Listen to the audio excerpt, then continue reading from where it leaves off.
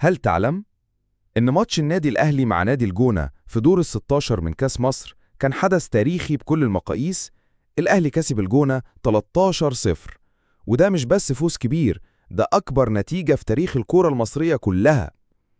الماتش ده دخل التاريخ لأن الأهلي كسر بيه كل الأرقام القياسية اللي كانت موجودة من زمان.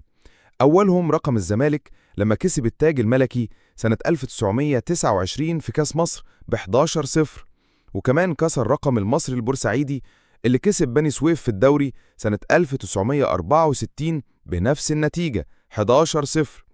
يعني الأهلي مش بس فاز، لا ده حط رقم صعب جدا يتكسر قريب. في الماتش ده الأهداف نزلت ورا بعض لحد ما وصلوا 13 جون، وده رقم محدش كان يتخيله في ماتش رسمي. في النهاية الماتش ده اتصنف إنه أكبر فوز في تاريخ الأهلي والكرة المصرية، وممكن يفضل الرقم ده عايش سنين طويلة قدام، ومفيش حد يقدر يقرب منه.